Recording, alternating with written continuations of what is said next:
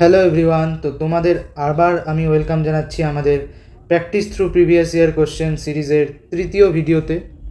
তো এই ভিডিওগুলো যে আমি আপলোড করছি এর মোটো একটাই, প্রচুর পরিমাণে প্র্যাকটিস করা, এক্সাম ওরিয়েন্টেড প্র্যাকটিস করা, যেখান থেকে কোশ্চেন তুলে প্র্যাকটিস করা নয়, এক্সাম ওরিয়েন্টেড প্র্যাকটিস করা।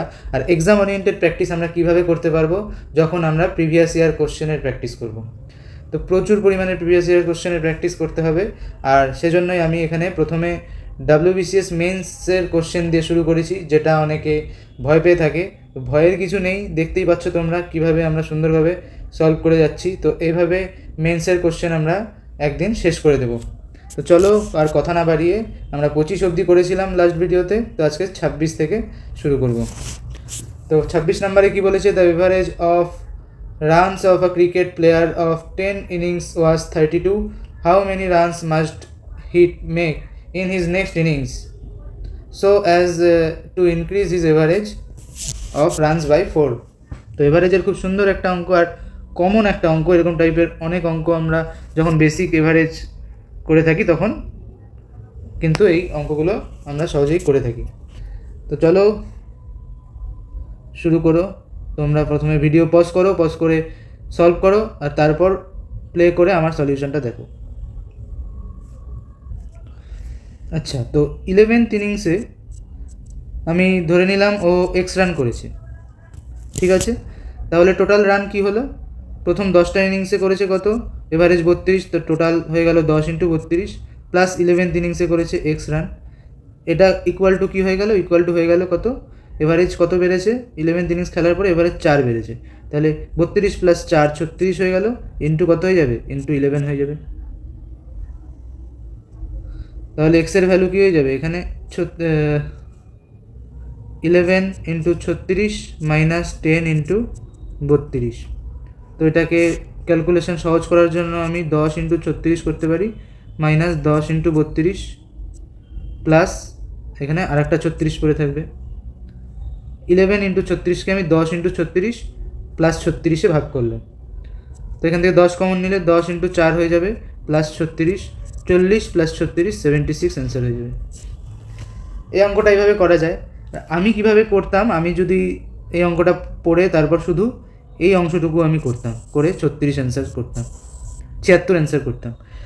কীভাবে আমি এইটুকু করেই অ্যান্সার দাগিয়ে দেব সেটা তোমাদের বোঝাচ্ছি, একটু বোঝার চেষ্টা করো। দেখো এভারেজ মানে কি? এভারেজ মানে আমি বলতে পারি, দেখো তোমার কাছে 10টা চকলেট আছে, এ দিয়ে ডিনোট করছি, বি এর কাছে 20টা চকলেট আছে, সি এর কাছে 30টা চকলেট আছে। তা এটার যদি আমি এভারেজ বের করি কী হবে?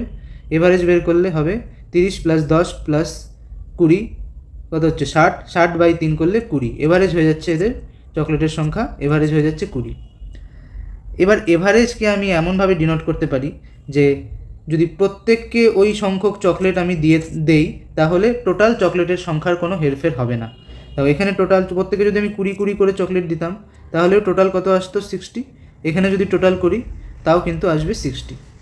তো এভারেজ মানে আমি ধরে নিতে পারি প্রত্যেকের কাছে সেই সংখ্যক চকলেট আছে, তাহলে টোটালের সংখ্যার কোনো আমার পরিবর্তন হবে না। তো এইখানে দেখো 10টা ইনিংসের এভারেজ বলে দিয়েছে 32, তো 1 2 3 করে ও 10টা ইনিংস খেলেছে। তো সবার আমি এভারেজ সবগুলো ইনিংসের রান আমি ধরে নিলাম ও 32 করে করেছে,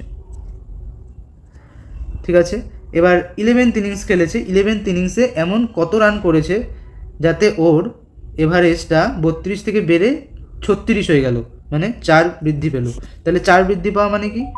প্রত্যেকটা ইনিংসের এভারেজ, প্রত্যেকটা ইনিংসের রান 32 থেকে +4 হয়ে যাবে, 1 থেকে 10 পর্যন্ত +4 হয়ে গেল। আর 11th ইনিংসেও 32 + 4 36 রান করতে হবে। তাহলে এই যে +4গুলো এখানে এলো, এই এক্সট্রা 4গুলো কীভাবে এলো? এক্সট্রা 4গুলো এমনি তো আসেনি। 10 ইনিংস খেলার পরেও 11th ইনিংসে এই রানগুলো করেছে, তার জন্য এভারেজ সবার মধ্যে ডিস্ট্রিবিউট হয়ে গেল। তো 11th ইনিংসে কত রান করেছে সেটা যদি বের করতে হয় তাহলে আমি কি লিখব? 36 প্লাস এখানে 10টা ইনিংসে 4 করেছে, তাহলে 10 × 4, 10টা ইনিংসে 4 করে বেড়েছে, তো 10 × 4, তাহলে কত হলো? 40 + 36 করলে 76। আশা করি বোঝাতে পারলাম। তো নেক্সট অঙ্কে চলে যাই। Boat running downstream covers 24 kilometre in 4 hour. আচ্ছা, ডাউনস্ট্রিমে মানে কি? ডাউনস্ট্রিম মানে স্রোতের অভিমুখে। While for covering the same distance upstream it takes 6 hour. আপস্ট্রিমে যেতে আবার 6 ঘন্টা লাগছে। আপস্ট্রিমে যেতে 6 ঘন্টা কেন লাগছে? আপস্ট্রিম মানে কি? স্রোতের বিপরীতে চালাচ্ছে। স্রোতের বিপরীতে যদি আমি চালাই তো টাইম অবশ্যই আমার বেশি লাগবে। What is the speed of the boat? আচ্ছা, ডাউনস্ট্রিমের স্পিডকে আমি ডিএস দিয়ে ডিনোট করলাম। ডিস্টেন্স 24 আর টাইম লাগছে 4, তাহলে কত হলো? 6 কিলোমিটার পার আওয়ার হয়ে গেল আমার ডাউনস্ট্রিমের স্পিড। আপস্ট্রিমের স্পিড কত হয়ে যাবে? 24 কনস্ট্যান্ট ডিস্টেন্স আর টাইম লেগেছে কত? 6, তাহলে 24/6 করলে 4×6 24 কিলোমিটার পার আওয়ার। এবার কি বলেছে? Speed of the boat in still water. Still water মানে নদীতে যদি কোনো স্রোত না থাকে তাহলে বোটের স্পিড কত? তাহলে ডাউনস্ট্রিমের ফর্মুলা কি? ডাউনস্ট্রিম মানে হচ্ছে স্রোতের অভিমুখে যাচ্ছে, তখন ডাউনস্ট্রিম আমরা কীভাবে বের করি? বোটের যে স্পিড প্লাস স্রোত স্ট্রিমের যে স্পিড সেটা যোগ করলে আমরা ডাউনস্ট্রিমের স্পিড পাই। আর আপস্ট্রিমের স্পিড মানে স্রোতের বিপরীতে যদি নৌকা চালানো হয় তখন সেই স্পিডটা কীভাবে পাবো? বোটের যে স্পিড মাইনাস করবো তার থেকে স্ট্রিমের স্পিড, তখন পেয়ে যাবো আমরা আপস্ট্রিমের স্পিড। তো এইবার দেখো বি প্লাস এস হয়ে যাচ্ছে 6 কিলোমিটার, বি মাইনাস এস হয়ে যাচ্ছে 4 কিলোমিটার পার আওয়ার। তো আমাকে বলেছে বি এর মান বের করতে। কীভাবে বের করবো? প্লাস করে দেবো। প্লাস করলে কী হবে? দুটো ইকুয়েশন প্লাস করলে 2b পেয়ে যাবো, এস এস কেটে যাবে। 2b = 6 + 4 10। বি এর ভ্যালু হয়ে যাচ্ছে কত? 5 kilometre per hour. D option. 7 নম্বর কি বলেছে? The external bisector of ABC and ACB of ত্রিভুজ ABC meet at point O। সেখানে একটা ত্রিভুজ এঁকে নিই। ত্রিভুজটার নাম কি বলেছে? ABC। এবার এক্সটার্নাল বাইসেক্টর অফ ABC। দেখো, এক্সটার্নাল বাইসেক্টর আমি এভাবেও আঁকতে পারি। কোন ABC এটার এক্সটার্নাল বাইসেক্টর আমি এদিকেও আঁকতে পারি, আবার এদিকে ACB এর এক্সটার্নাল বাইসেক্টর আমি এদিকে আঁকতে পারি। এদিকে যদি আঁকি তাহলে কিন্তু সেটা ও পয়েন্টে মিট করবে না, তারা দুজন দুদিকে বিপরীত দিকে বাড়ালে বিপরীত দিকে চলে যাবে। তো আমাকে কিভাবে আঁকতে হবে? জ্যামিতি মানে এই জিওমেট্রির অঙ্কে কিন্তু আঁকাটা খুব ইম্পর্টেন্ট। তো এক্সটার্নাল বাইসেক্টর আমি ABC এর এক্সটার্নাল বাইসেক্টর কীভাবে আঁকবো? ABকে এই দিকে বর্ধিত করব, আবার এদিকে ACB এর কীভাবে করব? ACB এর এক্সটার্নাল বাইসেক্টর ACকে এইদিকে বর্ধিত করব। তাহলে ABC এর এক্সটার্নাল অ্যাঙ্গেলটাকে আমি বাইসেক্ট করলাম এভাবে, এটা সমান। আবার ACB এর এক্সটার্নাল অ্যাঙ্গেলটাকে আমি বাইসেক্ট করলাম এইভাবে, এটা সমান। তাহলে এটা কোথায়, কোন পয়েন্টে ছেদ করলো? ও পয়েন্টে ছেদ করলো। তো আমাকে কী বের করতে বলেছে? BOC এর ভ্যালু কত? আর দিয়ে দিয়েছে কি 70 ডিগ্রি BAC এর মান। তো এটার একটা ফর্মুলা আছে। কি ফর্মুলা? যে এক্সটার্নাল অ্যাঙ্গেল বাইসেক্টর যেখানে ছেদ করবে সেটা BOC = কী হয়ে যাবে? 90 degree minus half of A। তাহলে 90 মাইনাস 70-এর হাফ কত হয়? 35 ডিগ্রি = কত হয়ে যাবে? এখানে 5 55 হয়ে যাবে অ্যান্সার। আচ্ছা, বাই চান্স ধরো তোমার ফর্মুলাটা মনে নেই, তাহলে কিভাবে করবে? দেখো বলছি, এটাকে এই অ্যাঙ্গেলটাকে আমি অ্যাঙ্গেল B ধরে নিলাম, এই অ্যাঙ্গেলটাকে আমি অ্যাঙ্গেল C ধরে নিলাম। তাহলে কি হবে? তাহলে এই যে টোটালটার ভ্যালু কত হয়ে যাবে? সরল রেখার উপরে কোনো যদি অ্যাঙ্গেল থাকে তাহলে সেটা 180 ডিগ্রি হয়। তাহলে এই অ্যাঙ্গেলটা কত হয়ে যাবে? 180 ডিগ্রি মাইনাস B হয়ে যাবে এই পুরো অ্যাঙ্গেলটা। আর তাহলে তার যদি হাফ করি তাহলে কি হচ্ছে?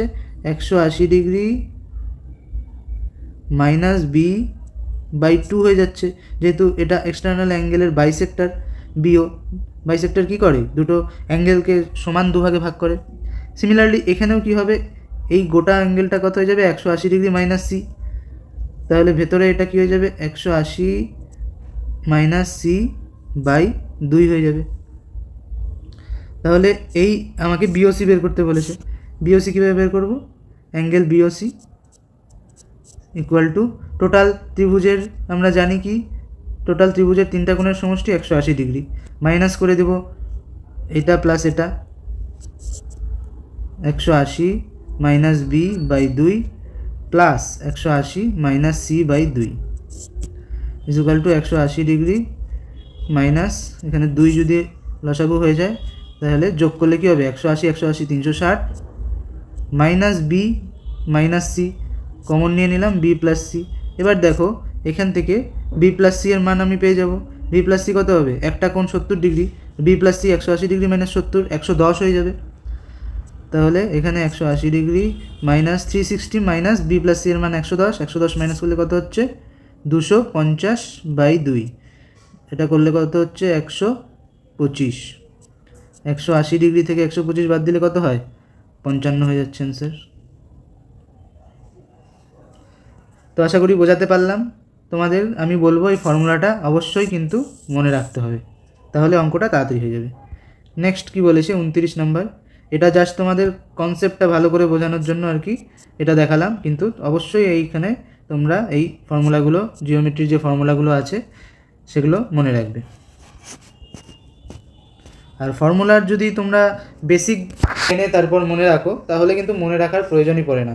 বেসিকটা যখন তোমার কোনো কিছুর মাথায় থাকবে তখন অঙ্কে কোনো কিছু মনে রাখার প্রয়োজনই পড়ে না। তো চলো নেক্সট অঙ্কে চলে যাই।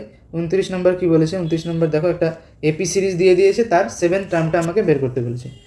তো এটাও এপি সিরিজের ফর্মুলা কয়েকটা আছে।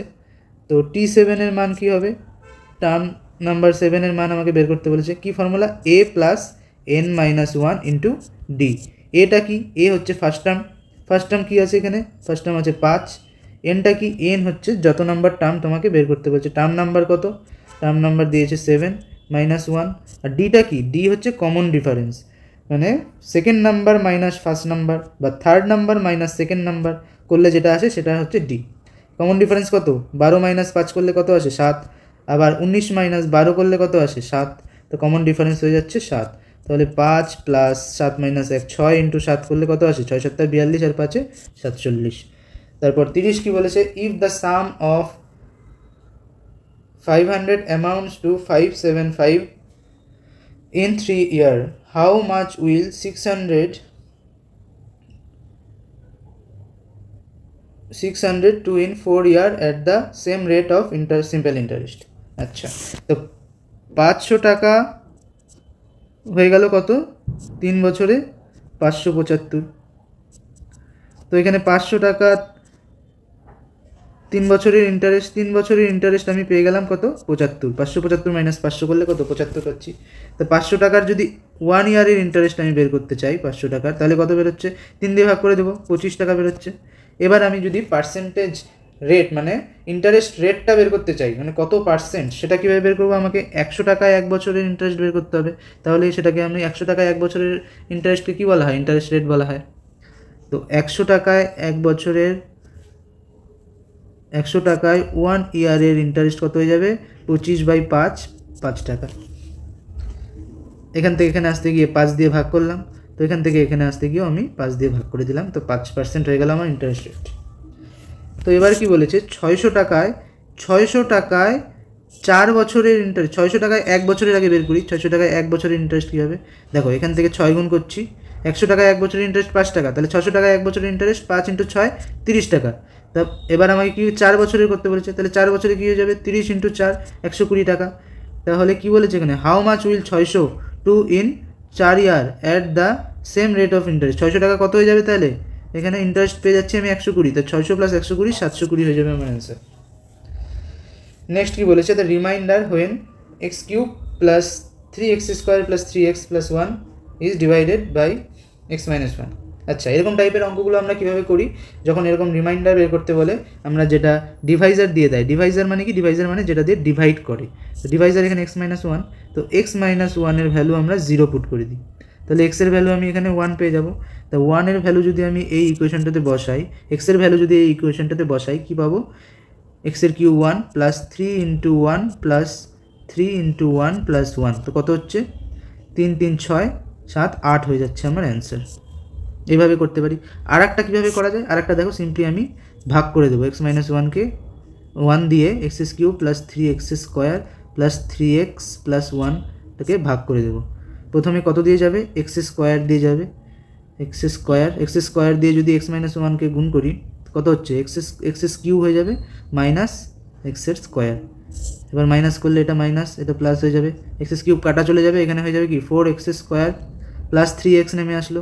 এবার কত দিয়ে দিব, এবার 4x² দিয়ে দিব, 4x² না 4x দিয়ে দিব, 4x দিয়ে গুণ করলে কত হয়ে যাবে 4x² মাইনাস 4x, আবার মাইনাস করে দিলে এখানে প্লাস হয়ে যাবে, এখানে মাইনাস হয়ে যাবে, তাহলে 4x² কাটা গেল, এখানে হয়ে গেল 7x প্লাস 1 হয়ে গেল।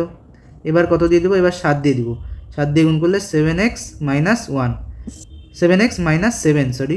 এবার যদি মাইনাস করি, এখানে মাইনাস এখানে প্লাস, 7x কেটে যাবে, 1 প্লাস 7 কত হয়ে যাবে 8 অবশিষ্ট থেকে যাবে। তো অ্যান্সার কত আসবে 8।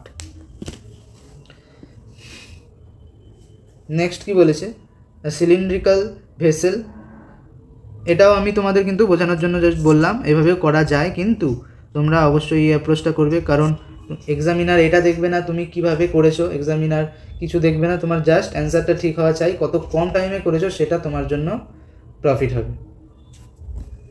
তো এই প্র্যাকটিসের মাধ্যমে আমি এটাই বোঝাতে চাচ্ছি তোমরা কম টাইমে কিভাবে অঙ্কগুলো অ্যাপ্রোচ করবে। তো নেক্সট কি বলেছে, cylindrical vessel of radius 4 centimetre contains water, a solid sphere of radius 3 cm is lowered into the water। Solid স্ফেয়ারকে ওই সিলিন্ড্রিক্যাল ভেসেলের মধ্যে ফেলা হলো, তাহলে কী হবে, তাহলে ওয়াটার লেভেলটা ইনক্রিজ হয়ে যাবে, কমপ্লিটলি ইমার্সড করলো, the water level in the vessel will rise by, কতটা ইনক্রিজ হবে সেটাই আমাকে বের করতে হবে। কি বলেছে, একটা ভেসেলে কিছু ওয়াটার আছে, তো এত পরিমাণ ওয়াটার আছে, তো এবার একটা সলিড স্ফেয়ার এই ভেসেলের মধ্যে আমি ফেলে দিলাম, তাহলে কী হবে, ওয়াটার লেভেল ইনক্রিজ হয়ে যাবে। ইনক্রিজ কিসের জন্য হচ্ছে, ইনক্রিজ জলের পরিমাণের কিন্তু কোনো ইনক্রিজ হচ্ছে না, স্ফেয়ারটাকে ফেলার জন্য ভেতরে কমপ্লিটলি ইমার্সড করার জন্য ওয়াটার লেভেলটা বেড়ে গেছে। তো এইখানে আমার কতটা বেড়েছে, এই যে বাড়লো এইটা কতটা বেড়েছে সেটাই আমাকে বের করতে বলেছে, ধরলাম এইচ পরিমাণ বেড়েছে। এবার ভলিউমের প্রপার্টি তোমরা জানো যে কোনো বস্তু যতটা পরিমাণ জায়গা দখল করে থাকে সেটাই তার ভলিউম। তো এখানে যতটা পরিমাণ বেড়েছে তার যে ভলিউমটা সেটা কার সমান হবে, স্ফেয়ারটার সমান হবে, কারণ জলের পরিমাণ তো এখানে কোনো চেঞ্জ হয়নি, জলের পরিমাণ তো কনস্ট্যান্ট। স্ফেয়ার যেটা গোলক যেটা, সেটাকে জলের মধ্যে ফেলা হয়েছে জন্যই তো এইচ পরিমাণ হাইটটা বাড়লো, তাহলে আমাকে ভলিউমটা ইকুয়াল করতে হবে। তো ভেসেলের ভলিউমের ফর্মুলা কি, পাই ইন্টু আর স্কোয়ার, আর দিয়ে দিয়েছে কত 4 দিয়ে দিয়েছে, 4 স্কোয়ার ইন্টু আমি ধরে নিয়েছি এইচ হাইট বেড়েছে তো এইচ বসিয়ে দিলাম, ইন্টু ইজুকাল টু এটা কার সমান হবে ভলিউমটা, এটা সমান হবে স্ফেয়ারের। স্ফেয়ারের ফর্মুলা কি 4/3 ইন্টু পাই আর কিউব, আর হচ্ছে এখানে স্ফেয়ারের ক্ষেত্রে 3, তো 3 কিউব।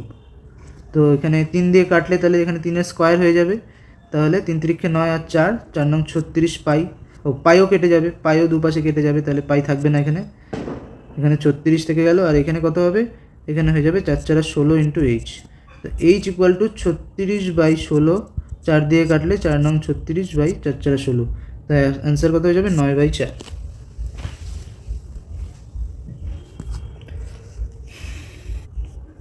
নেক্সট অঙ্ক কি বলেছে, A B C together undertook a work for 550, A and B together done 7/11 work and find the C share।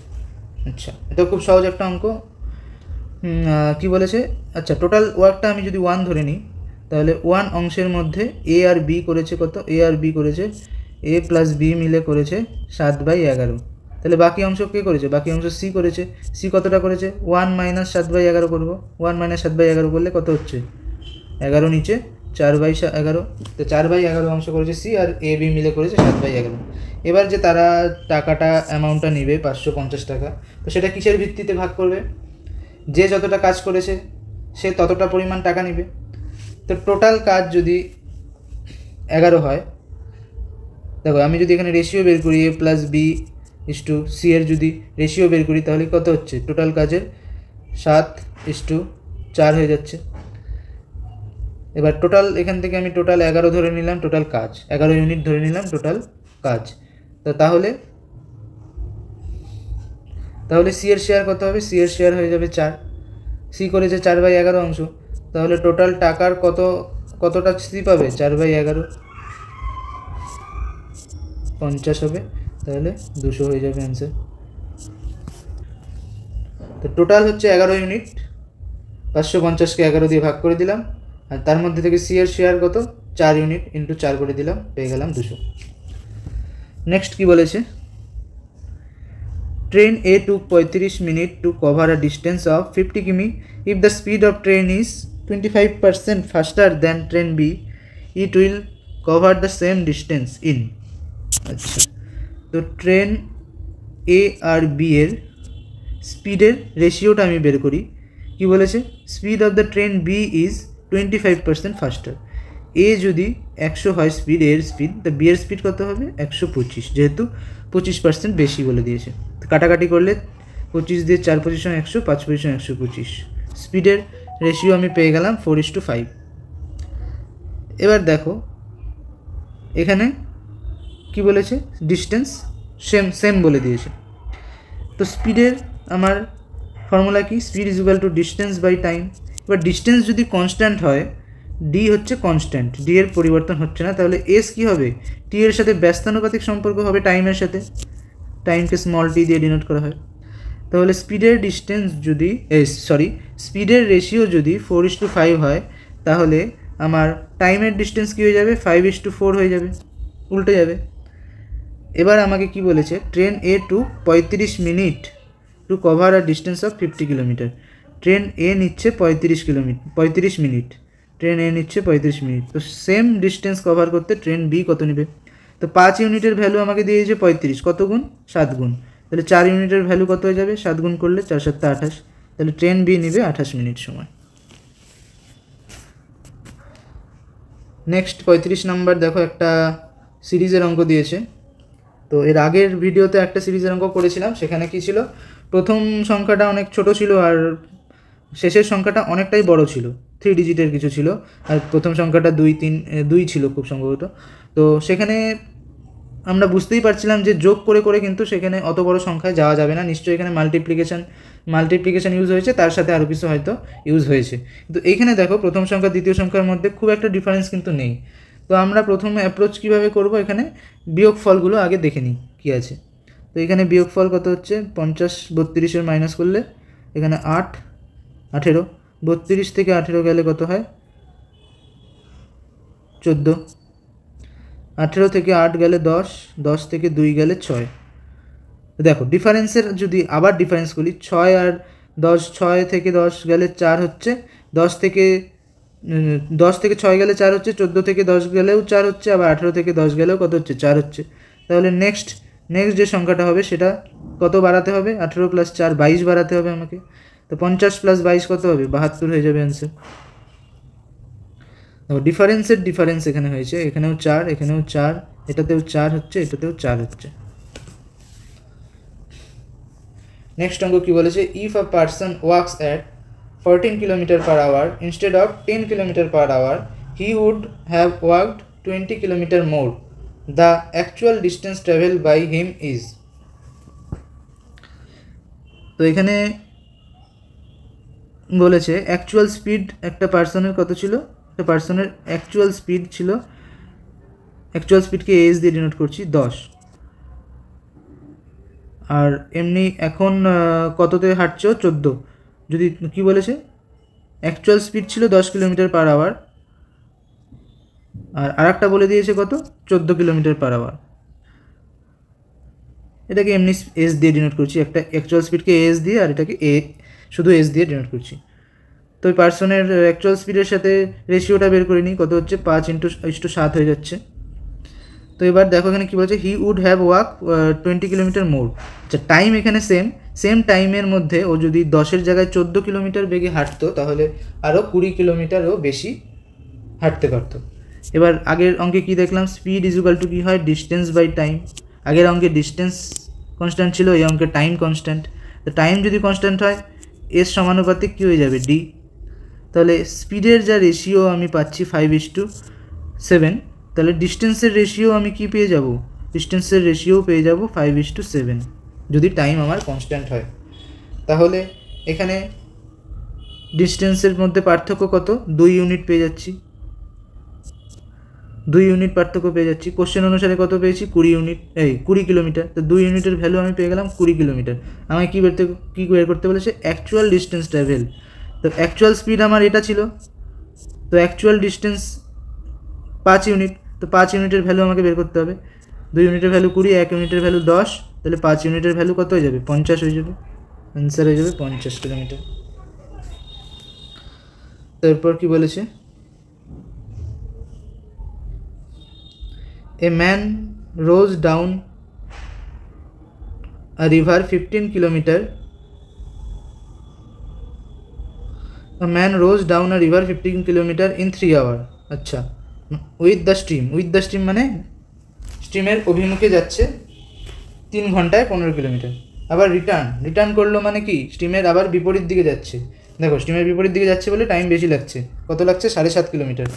The rate at which he rows in still ওয়াটারে তার গতিবেগ বের করতে বলেছে। তো ডাউন স্ট্রিমে আমি গতিবেগ পেয়ে গেলাম কত? 15 কিলোমিটার যাচ্ছে 3 ঘন্টায়, তাহলে 15/3 যদি করি কত হচ্ছে? 5 কিলোমিটার পার আওয়ার। স্পিডের ফর্মুলা কি? Distance by time. তো 5 কিমি পার আওয়ার আমি পেয়ে গেলাম ডাউন স্ট্রিমের। আবার আপ স্ট্রিমের যদি আমি বের করি, আপ স্ট্রিমের সেম ডিস্টেন্স, তো সেম 15 কিলোমিটার, আর টাইম কত লেগেছে? 7.5 আওয়ার। আপ স্ট্রিমের কত পেয়ে গেলাম? 15কে 7.5 দিয়ে ভাগ করলে 2 কিলোমিটার পার আওয়ার। এবার আমাকে বের করতে বলেছে কি? ওই ম্যানের গতিবেগ। ডাউন স্ট্রিমের ফর্মুলা কি? ম্যানের গতিবেগ প্লাস স্ট্রিমের গতিবেগ। আপ স্ট্রিমের ফর্মুলা কি? ম্যানের গতিবেগ মাইনাস স্ট্রিমের গতিবেগ।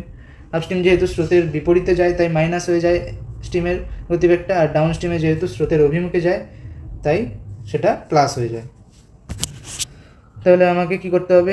এই দুটো ইকুয়েশন যোগ করে দিলে কি পেয়ে যাব? 2m = 7 kilometre per hour, m = 3.5 kilometre per hour. The shape of a lower portion of the solid is hemisphere. The shape of the upper portion of it is right circular cone.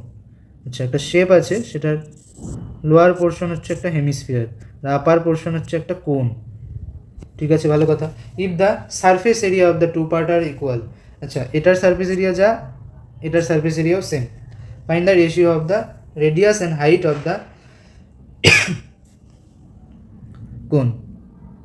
আচ্ছা, height কোনটা? এটা height h, radius কোনটা? Radius এটা r। h আর r এর ratio আমাকে বের করতে বলেছে। কিছুই না, সারফেস এরিয়া সমান বলে দিয়েছে, সেটা ইকুয়াল করে দিব, তাহলেই হয়ে যাবে। তো কোণের সারফেস এরিয়ার ফর্মুলা কি? πr/l। এল মানে কি? এল মানে এই তির্যক উচ্চতাটাকে আমি এল বলি। আর গোলকের সারফেস এরিয়ার ফর্মুলা কি? স্ফিয়ারের কত? 4πr²। গোলক যেহেতু অর্ধগোলক যেহেতু অর্ধেক হয়ে গেল তাই 2πr² হয়ে যাবে।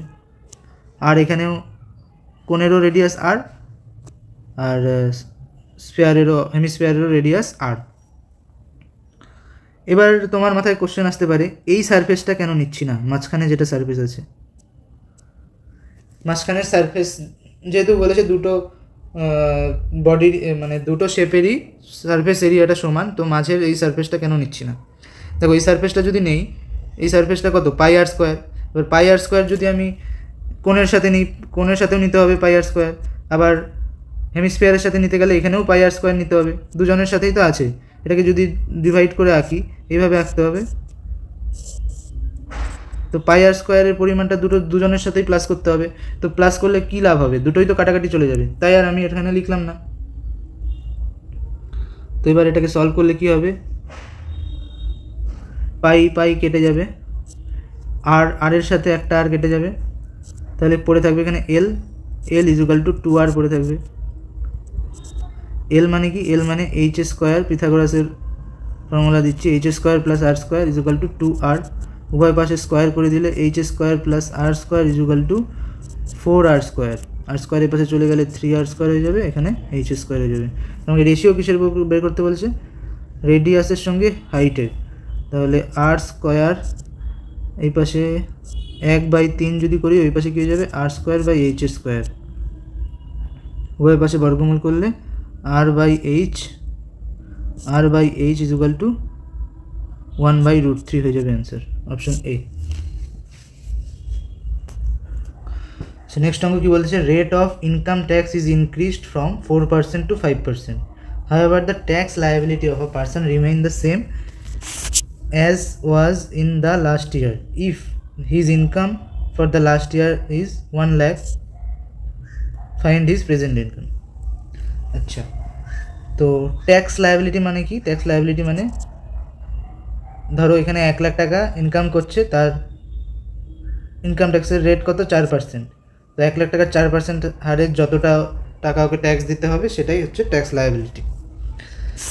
তো এখানে দেখো ইনকাম ট্যাক্সের রেট 4% থেকে 5% বেড়ে গেছে, কিন্তু আমার ট্যাক্স যে দিচ্ছে ও সেটার পরিমাণ সেম আছে। তো এখান থেকে তুমি চিন্তা করে দেখো, তাহলে ইনকাম ট্যাক্সের রেট বাড়ার সঙ্গে সঙ্গেও ওর যদি ইনকাম সেম থাকতো তাহলে কী হতো? ট্যাক্স বাড়তো, বেশি ট্যাক্স দিতে হতো। কিন্তু ট্যাক্স বাড়ার সঙ্গে সঙ্গে ওর ট্যাক্স দিতে কম হচ্ছে, মানে সেম পরিমাণ ট্যাক্স দিতে হচ্ছে। তার মানে কি? ওর নিশ্চয়ই ইনকামটা কমে গেছে, তার জন্যই ওই ট্যাক্স রেট বাড়ার সঙ্গে সঙ্গে ওর ট্যাক্স লায়াবিলিটিটা সেম রয়েছে। তো এর থেকে বোঝা যাচ্ছে অপশন এ তো কোনো মতেই হবে না। তো কত অ্যান্সার হবে সেটা আমরা দেখে নিই। তো 1 লাখের 1-এর পরে 5টা শূন্য ইন্টু 4% ইজুকাল টু কত হবে? প্রেজেন্ট যেটা ইনকাম তার 5%। তো পার্সেন্ট আমি এখানে কেটে দিলাম। 5 দিয়ে যদি আমি কাটি এটাকে, কত হবে? 5 দুগুণে 10, 2-এর পরে 4টা শূন্য ইন্টু 4, তাহলে প্রেজেন্ট ইনকাম কত হয়ে যাচ্ছে? 4 দুগুণে 8, 80,000 হয়ে যাচ্ছে ওর present income, option C. Next কী বলেছে, a person lent 2 equal amount of money at 12% per annum for 3.5 year and 5.5 year respectively. If the difference between two interest is 1800, find the sum lent. আচ্ছা, এখানে দুটো equal amount lent, মানে amount same আছে, percentage রেটের পরিমাণও same আছে, শুধু ইয়ারের পরিমাণটা, ইয়ারটা চেঞ্জ হয়েছে। তো সেই জন্যই কিন্তু ইন্টারেস্ট রেটটা এখানে চেঞ্জ হয়েছে। যেহেতু এখানে কম্পাউন্ড হয়েছে না এসআই হয়েছে, সিম্পল ইন্টারেস্ট হয়েছে, সেটা কিছু বলেনি, তো আমি ধরে নেব এখানে সিম্পল ইন্টারেস্ট রেট হয়ে সিম্পল ইন্টারেস্টের কাজ হয়েছে। তো দেখো এখানে যদি আমি ধরে নিলাম এখানে অ্যামাউন্টটা কত? এক্স ধরে নিলাম, তাহলে এক্স টাকার 12% হারে 3.5 ইয়ারের ইন্টারেস্ট এটা, আর এক্স টাকার 12% হারে 5.5 ইয়ারের ইন্টারেস্ট এটা। তো দুটো যদি মাইনাস করে দিই তাহলে কত হচ্ছে? এখানে এক্স ইন্টু 12% যদি আমি কমন নিই, মাইনাস করলে এখানে 2 হয়ে যাচ্ছে, ইজুকাল টু